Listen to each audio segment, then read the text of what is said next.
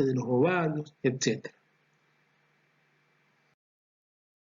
En la segunda mitad del embarazo, la ecografía nos va a ayudar preferentemente para valorar ya sea la situación, presentación o posición fetal, si el feto está vivo o no, la vitalidad fetal, la cuantificación de diferentes movimientos, ya sea de las extremidades, respiratorios. Ya dijimos si es un embarazo único o múltiple y el control de cada uno de ellos en ese caso. Si hay malformaciones fetales. En cuanto a la placenta, ¿cuál es la ubicación, localización? Si hay grados de desprendimiento placentario o no. En cuanto al líquido amniótico, la cantidad de líquido amniótico, si hay líquido amniótico aumentado para la edad gestacional o lo contrario, disminuido para la misma. Valorar el peso fetal y el crecimiento fetal, ya sea normal o alterado.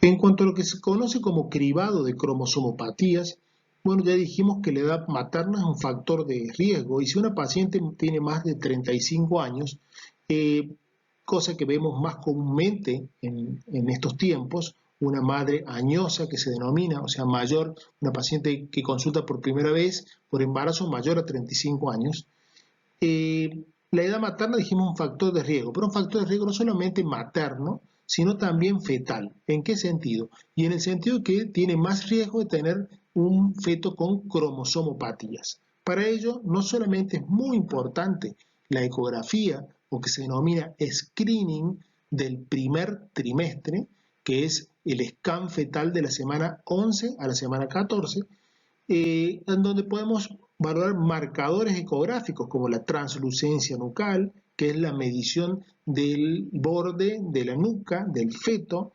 la presencia del hueso nasal, si se encuentra presente o no, o las alteraciones del ductus arterioso, eso en cuanto a marcadores ecográficos, pero pueden ser acompañados de marcadores bioquímicos, como la proteína transportadora A o la porción libre de la subunidad beta de gonadotrofina coriónica humana. Este cribado de cromosomopatías nos puede ayudar a hacer diagnósticos tempranos de ciertas patologías que pueden afectarlo al feto. Las cromosomopatías o síndromes son muchos que pueden afectarlo, pero los más comunes serían los tres riesgos como por ejemplo, trisomía 21, que se denomina síndrome de Down, trisomía 18, síndrome de Edwards, o trisomía 13, síndrome de Patot. También tenemos que ver la condición fetal, que deben evaluarse en cada control, como por ejemplo la ocultación de los latidos cardiofetales, ya dijimos lo normal entre 120 y 140 latidos por minuto, la percepción materna y obviamente del profesional de los movimientos activos fetales, como ya dijimos también la medición de la altura uterina, la estimación clínica del peso fetal a través del examen ecográfico y la estimación clínica del volumen de líquido amniótico, también con unas ecografías, como dijimos anteriormente, en la segunda mitad del embarazo. Una vez que medimos en cada control la altura uterina, vamos a llevarla al gráfico para percentilarlas y ver si la altura uterina va creciendo adecuadamente para la edad gestacional de esa mama. Lo mismo hacemos con el peso fetal, expresado en gramos. Tenemos el percentilo 10, percentilo 90.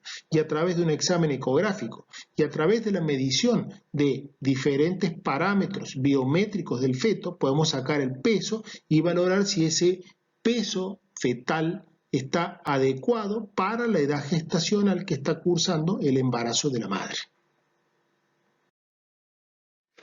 Como ya dijimos, el diagnóstico de la condición materna es sumamente importante. En una primera instancia vamos a cursar con la anamnesis para ver los estados mórbidos y familiares de la misma, el examen físico general y segmentario que tenemos que seguir en la evolución del embarazo y obviamente si se identifica alguna patología específica, ya sea previa a la madre, por ejemplo, si es hipotiroidea y la mujer no lo conocía o no se controlaba adecuadamente, se deberá derivar al especialista correspondiente para un mejor control de su patología metabólica concomitantemente con la evolución del embarazo que la va a controlar el obstetra. El control del estado nutricional materno debe ser parte del control prenatal. El peso de la paciente embarazada en un momento dado de la gestación es la resultante del peso previo y el crecimiento alcanzado hasta ese momento. El peso adecuado previo al embarazo está a su vez ligado a la talla materna. Entonces, es muy importante conocer el peso materno previo al embarazo para valorar el crecimiento adecuado de ese peso durante la gestación. Y cuanto antes empecemos a controlar a la paciente embarazada, nos va a ayudar también a ver con qué peso se quedó embarazada esta paciente.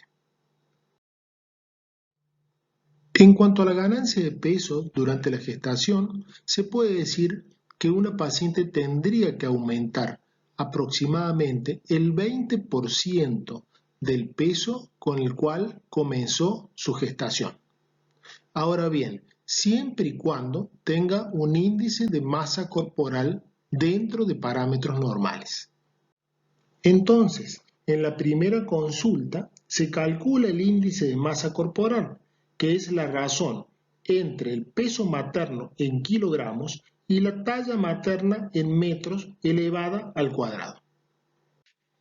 Entonces vamos a valorar que una paciente con un índice de masa corporal por debajo de 19.8, o sea, un índice de masa corporal bajo, tendría que aumentar aproximadamente entre 13 y 16 kilogramos.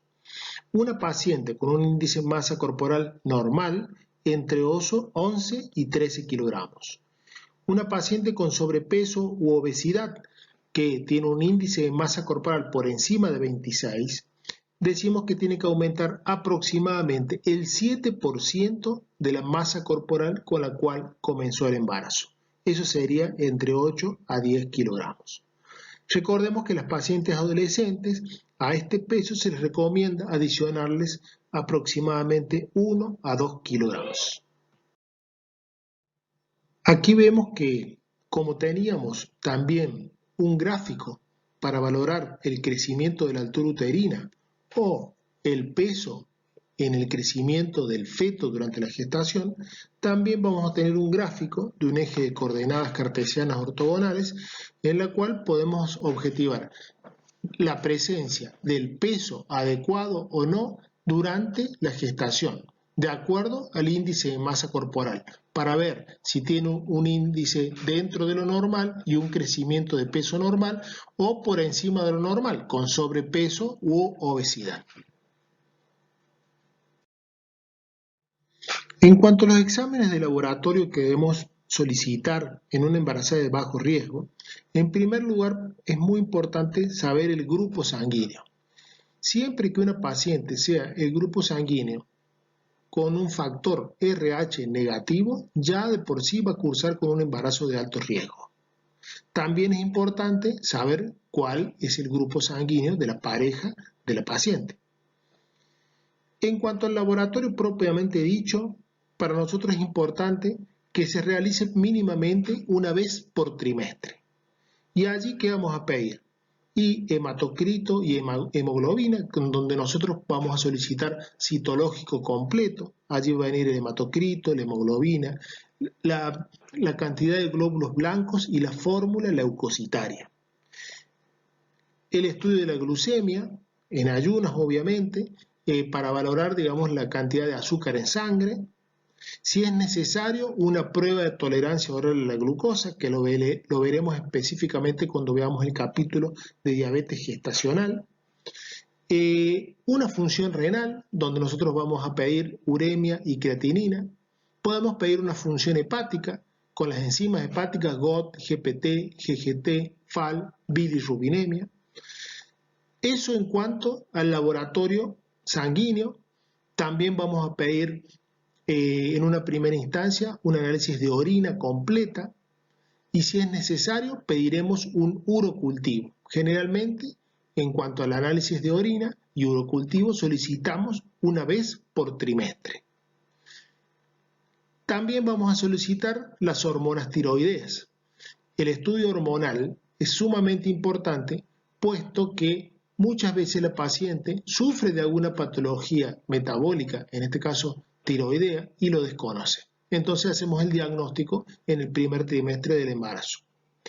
Y por último, la serología. ¿A qué valoramos eso? ¿O a qué decimos serología? Y específicamente a si hay alguna patología materna, en la sangre materna, que pueda afectar al feto durante la gestación.